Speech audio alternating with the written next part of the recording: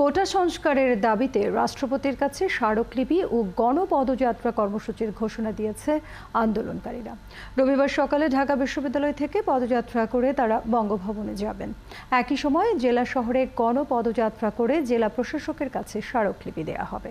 এদিকে আন্দোলনের নামে নৈরাজ্য করলে তার জবাব দেওয়ার হুঁশিয়ারি দিয়েছে ছাত্রলীগ।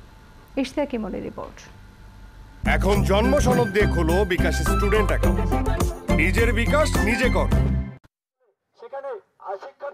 কোটা সংস্কার আন্দোলনের নতুন কর্মসূচি ঘোষণার সংবাদ সম্মেলন ঢাকা বিশ্ববিদ্যালয়ের কেন্দ্রীয় লাইব্রেরির সামনে। শুরুতেই সমন্বয়কারীরা কথা বলেন বৃহস্পতিবারের ঘটনায় পুলিশের দায়ের করা মামলার বিষয়ে। তাদের অভিযোগ, সেদিন পুলিশের উপর কোনো হামলা হয়নি। 24 ঘন্টার মধ্যে মামলা তুলে নেয়ার দাবি জানান তারা।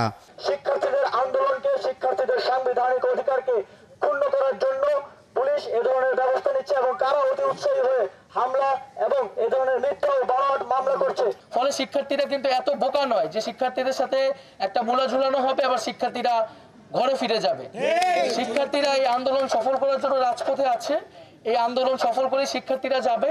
সরকার শিক্ষার্থীদের সাথে আলোচনায় না বসে ছাত্রলীগ ও প্রশাসনকে ব্যবহার করে আন্দোলন দমাতে চায়, এমন অভিযোগ করে তারা বলেন, দাবি আদায় না হওয়া পর্যন্ত আন্দোলন চলবে। এখন আন্দোলনকে আইন শৃঙ্খলা বাহিনী, বিশ্ববিদ্যালয় প্রশাসন, সরকার দলীয় ছাত্র সংগঠন এবং নানান শক্তির মাধ্যমে এই আন্দোলনকে দমনের একটি পরিকল্পনা এবং প্রস্তুতি গ্রহণ করছে। সরকার যদি এই যৌক্তিক দাবি মেনে নিয়ে কোটার যৌক্তিক সংস্কার করে সংসদে আইন পাস করে জরুরি অধিবেশন ডেকে, তাহলে কিন্তু আমাদের রাজপথে যেতে হয় না।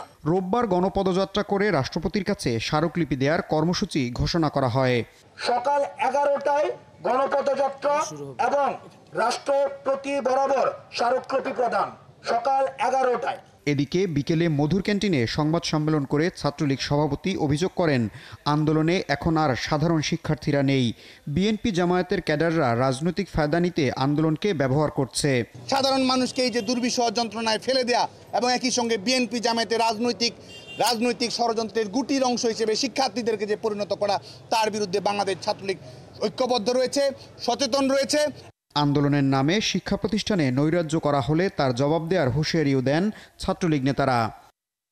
ইশতিয়াক ইমন, ৭১, ঢাকা।